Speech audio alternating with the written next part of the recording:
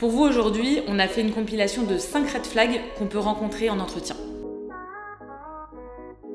Le premier red flag, c'est une arrivée très en retard d'un associé, une demi-heure, 3/4 d'heure, sans justification aucune. La première chose à faire dans ce cas-là, c'est de demander des explications pour continuer sereinement le processus de recrutement, mais surtout la potentielle collaboration à venir. Le deuxième red flag qui va être important de regarder, c'est un grand nombre de turnover dans l'équipe. Un grand nombre de turnover, il faut pouvoir demander pourquoi il arrive. Parfois, c'est des raisons très logiques, qui vont se comprendre, etc. Parfois, on va pouvoir se poser des questions sur le management dans l'équipe, sur la bienveillance ou la disponibilité de l'associé. Donc, il est important de pouvoir poser cette question.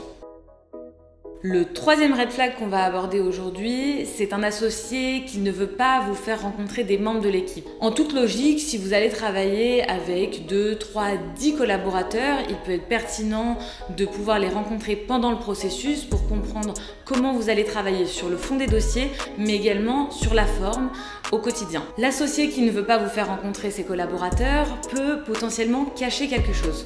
Alors il est important d'insister sur ce sujet et potentiellement de rencontrer des personnes qui sont passées par l'équipe mais qui ont quitté pour X ou Y raison le cabinet depuis. Le quatrième red flag, c'est un associé qui ne sait pas définir quel est son type de management quand vous lui posez la question. En effet, il n'y a pas qu'un seul management qui pourrait vous correspondre et il n'y a pas qu'un seul type de manager. En revanche, il est important de pouvoir le comprendre dès l'entretien pour ne pas être surpris au début de la collaboration et être déçu sur le long terme.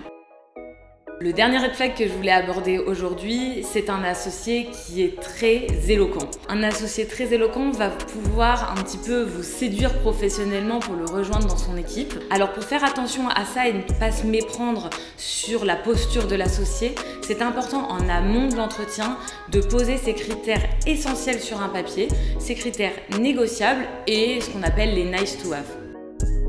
Un associé qui, dès l'entretien, vous dit qu'il faut répondre au WhatsApp reçu d'un client le samedi à minuit et si c'est pas le cas, vous serez viré dans la foulée. Je vous conseille de ne pas rejoindre cette structure, à moins que vous aimez beaucoup travailler durant vos soirées du samedi. Évidemment, si vous êtes reconnu dans ces red flags ou que vous voulez pas tomber dans ces écueils, contactez-nous, on sera ravis d'échanger avec vous et de vous trouver la collaboration idéale.